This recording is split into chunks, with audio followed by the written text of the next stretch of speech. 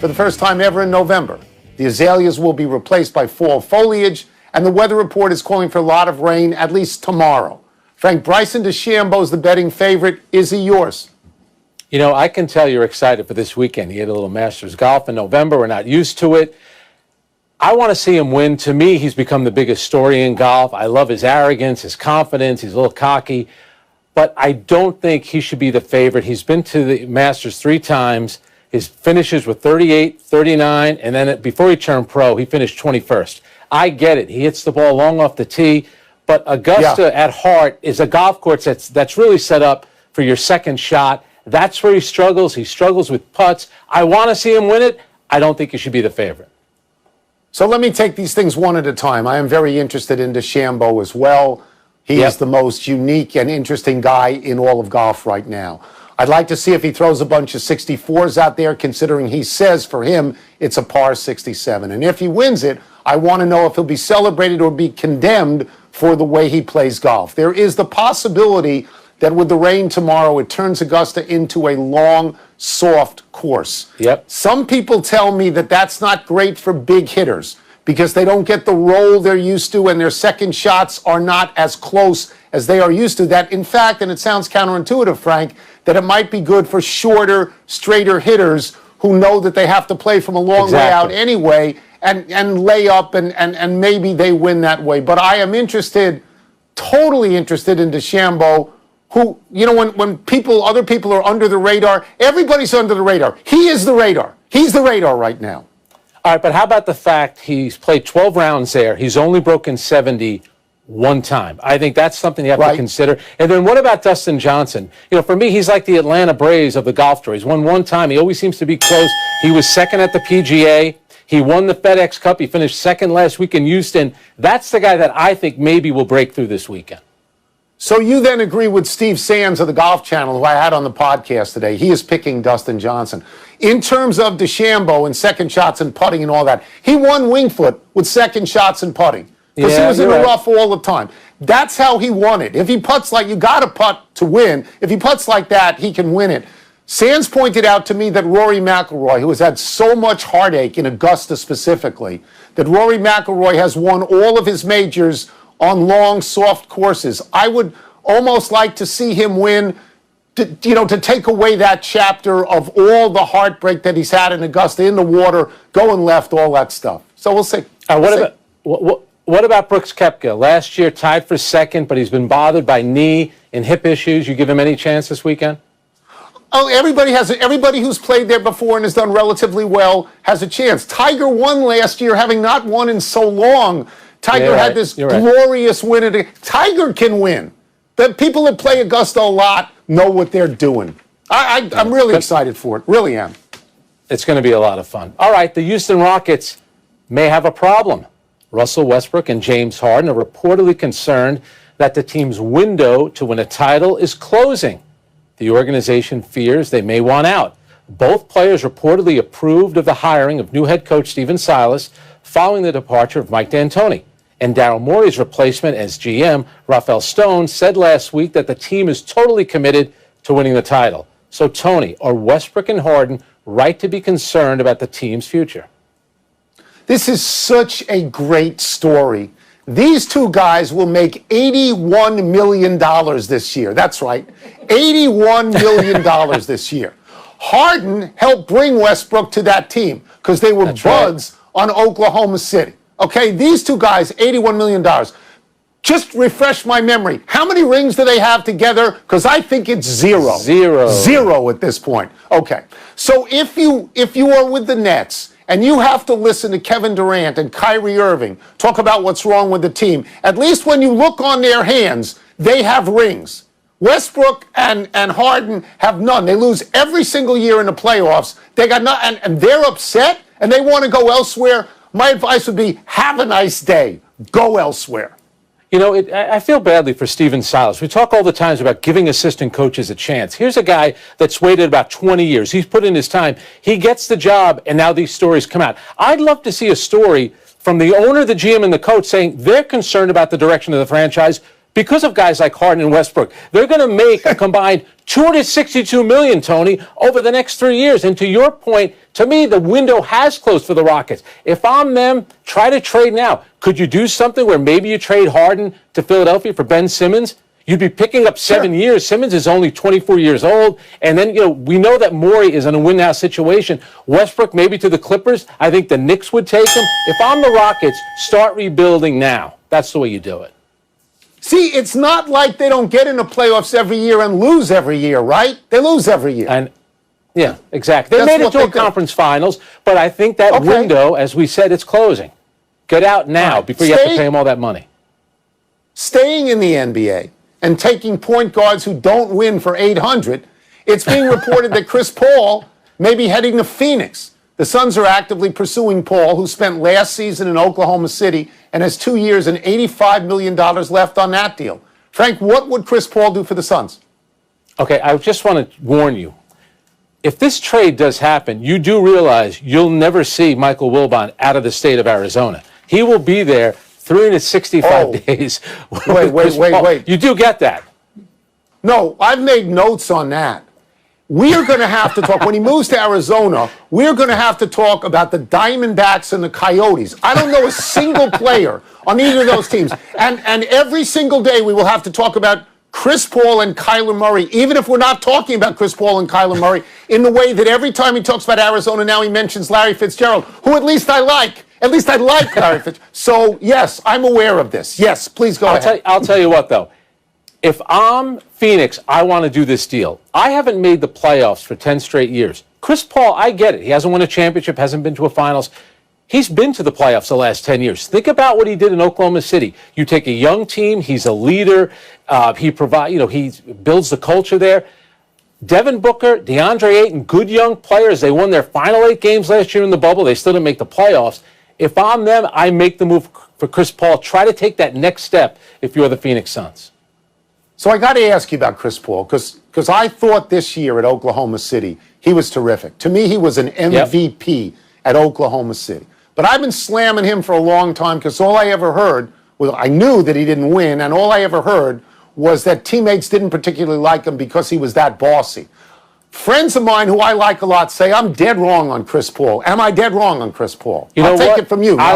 He's a terrific guy, number one, but I think he's the kind of player, he's nasty on the court, he's nasty with officials, his teammates, because he's trying to get the best out of them, and that's what he does. And isn't it interesting?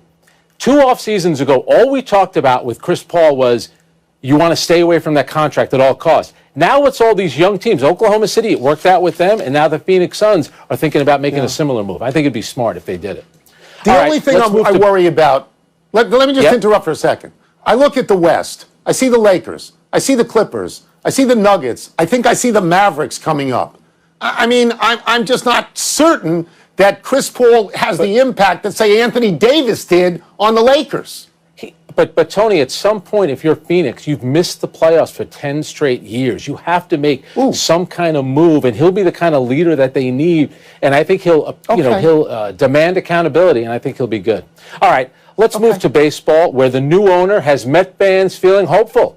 Billionaire Steve Cohen told the media yesterday that he bought the team for the fans and wants to make millions of people happy. Isn't that a good thing? He said he wants to hire the best and the brightest, so Tony, maybe you'll be the manager, that he'll pursue free agents and build the farm system, that he's not in this to be mediocre, but to be great, and that he'll, quote, be slightly disappointed if the team doesn't win a World Series in the next 3 to 5 years. Tony, do you have confidence in Steve Cohen's confidence? So I read much of what he said. I didn't find it obnoxious. I found it reasonable. He said he would build up the team, the farm system, everything that you said. It sounded at times to me like what David Tepper said when he took over the Carolina Panthers. And that how, it felt like I'm smarter than you and I'm ahead of the curve. There's a little of that. And I thought David Tepper was a little bit of a blowhard. Now I look at the Carolina Panthers and their record isn't good, but I actually think they are going absolutely in the right direction. So I will say that as somebody who rooted for the Mets as a kid, that's the team of my youth. I'm going to wish this guy a lot of success. Frank, they haven't had any money for a while. He has money. He's willing to spend the money. I think that's important. You just said it. He has his own money. After what happened with the Bernie Madoff situation, that was the problem for the Mets. Yeah. And Tony, they operated like a small market team. You're in the same city as the Yankees. You got, Boston up the road. You play them when interleague. You got the Chicago Cubs, the Dodgers acting like big market teams, and you pursue, and you don't go after enough free agents. Do you realize, think about this, Tony, since winning the World Series 36 years ago, they've made the playoffs 6 times. And that's with expanded playoffs. This is the New York Mets we're talking about. It's just unacceptable. And you know how it is. This is an organization built on pitching. I get all that. They need to go out and make big moves, but it also starts with rebuilding the farm system. So let me just speak on Steve Cohen, because the last time you were on, you caught me on Sue Bird from Syosset High School. I'm not going to let you catch me again. He went to Great Neck North High School. I am familiar with Great Neck North High School. He said that he was a fan as a kid, and he saw them in the Polo Grounds. And they were in the Polo Grounds for 62 and 63 when Ed Kranepool was a rookie, and maybe I saw him there too. Plus, he went to Penn, and my kid went to Penn. So I'm all in with this guy at this point. I'm in with this guy. You're one of the best and the brightest that he wants. He's going to call you. Coming up is Bucs coach Bruce Arians being too tough on Tom Brady. Maybe. And Kevin Cash made the most criticized move of the postseason. So what's the word for him winning AL Manager of the Year? So you're into the owner. I just didn't want you to catch me on Long Island high schools again. I didn't want you to say, oh, by the way, he went to Great Neck North. Pardon the interruption is presented by... Time to have some words with Frank, and what's the word? What's first? Tom Brady should tell Bruce Arians to blank. To buzz off. And the reason I say that is because I can actually say buzz on television. All right? The first time that they lose to New Orleans, he says Brady has no grit. This next time they lose to New Orleans, he says, he threw some bad passes and he should have targeted Mike Evans more. If I were Bruce Arians, maybe I'd be more concerned with my defense against New Orleans because they've given up, let me get this straight, 34 and 38. They've been drilled. Maybe my defensive coordinator has no grit. I don't really get this. He's not Bill Belichick. They don't have a long-standing relationship. I mean, if you don't like him, put in Blaine Gabbert and let me know how that works out. I'm going to steal a word from Aaron Rodgers. Relax. That's what I would tell Bruce Arians. And you're right, Tony. You want to say something after the first game of the season to kind of establish a tone for the entire team. This was a game, you throw that game away. No one played well. And, you're Bruce Arians. You're going to keep going after Tom Brady. That would be like me constantly going after you, how to run this show. At some point, you got to back off a little bit. Tom Brady has the rings. He'll figure it out somehow. So, in other words, you're admitting to people that you go after me all the time, but not in public. I like that. Sure. What's next? Sure. Kevin Cash of the Rays makes a blank American League Manager of the Year. Proper. This guy had the best record in the American League. This guy got to the World Series. He got there with the 28th highest payroll out of 30. He beat the Yankees. He beat the Astros, much richer teams. I get it. He took out Snell, and it didn't work out. But he did that 20 times during the year, and it did work out. He understands his team. People that just look at that and they kill him, they're just stupid. It's an anti-intellectual position. He is a deserving Manager of the Year in the American League. I know you want an NBA analogy, so I'm going to say it's Giannis, because it's the same thing what happened in the NBA. When Giannis won MVP, everyone looked at LeBron and said, well, LeBron's a better player, and he's still playing. It's a regular season award. But here's the thing, Tony. Come on now. Is that one of the worst moves you've ever seen? And I know they do analytics, but at some point you want your manager to trust their instincts. He never should have taken Blake Snell out of that game. Never. I'll tell you who also deserved it in the National League, Don Mattingly. He took guys off the street and made the playoffs. He definitely deserved it. Eat thine words, Frank. Thine is such a great word. Let's take one last break. Still to come, the SEC scrubs yet another game, and so does the Big Ten. I'm not going after you. And Drew Holiday has a suitor. Would the new team be a good fit? Oh, I thought you said he had a scooter. A scooter, not a suitor. I didn't realize that. Well, he's on the suitor reminds me of Ulysses, of course. The suitors. Happy time, people. Happy 50th birthday tomorrow, Tanya Harding. It is impossible to mention Tanya Harding without mentioning Nancy Kerrigan. They were bitter rivals in figure skating, each a champion and each the biggest threat to the other for Olympic gold. The plot thickened because Harding's ex-husband and a pal cooked up a scheme to kneecap Kerrigan to keep her out of the Olympics. Kerrigan, who sobbed, why, got the sympathy, and Harding got the disdain. They were teammates in the Winter Olympics in 1994, and the drama of their relationship overshadowed the entire games. On a personal note, I wrote about Harding and Kerrigan every day from Lillehammer. Every day. I even wrote a song about them. As the great editor Ben Bradley said, quote, "Nothing but readers." Harding finished up the track in the finals, which got unbelievably high ratings. Kerrigan finished second. The gold went to little-known Oksana Bayul. Harding tried boxing sometime after that. She once said she wanted to be the bantamweight champion of the world. There was a terrific movie a few years back, I, Tanya. Stop watching us. Go watch that movie. And in a few minutes, watch it. You know, you were there. Those of us back in the States, we were reading everything. We were eating it all. Remember how big of a story that was? That wasn't Dorothy Hamill. This brought, figure skating on a different level. It was like the Oakland Raiders of figure skating, this story. It was crazy. Absolutely. I mean, people actually thought that they might go after each other in the practice ring. Happy anniversary, right. Dirk Nowitzki. On this day 6 years ago, Nowitzki passed Hakeem Olajuwon to become the top international scorer in NBA history. Nowitzki ended his career with 31,560 points. That's sixth all-time. Those points were accumulated over 21 seasons, all with the Dallas Mavericks. Nowitzki was the MVP once. A few years later, he was on a championship team. 9 out of 10 people would say Dirk Nowitzki is the greatest NBA player not born and raised in the United States. But here comes Luka Doncic, who has stepped into Nowitzki's shoes in Dallas and is stepping over his numbers. We're a long way from 21 seasons, but in his first two, Nowitzki averaged 14.1 points per game and scored 1,820 points. Doncic has 3,285 points in 2 seasons. He's averaging 24.7, and he's only 21 years old. Nowitzki developed into an unstoppable offensive player. Doncic is different. He's a point guard, but the comparison is obvious, isn't it, Frank? It really is. Dirk was a classy guy. He's a legend, but Doncic really has a chance to be special. Got a little Magic Johnson in him. His size, his ability to be a playmaker. He's going to have a great career ahead of him.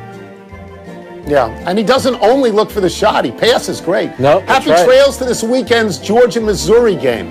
This game has been postponed due to a combination of positive tests, contact tracing, and subsequent quarantine in the Missouri program. This is the 4th SEC game to be postponed this week.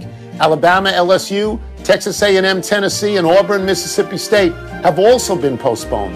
At the moment, only 3 SEC games will be played as scheduled. Saturday's Pac-12 game between Cal and Arizona State is in jeopardy because several Cal players, including their entire defensive line, remain in quarantine due to contact tracing related to 1 positive test on the Cal roster.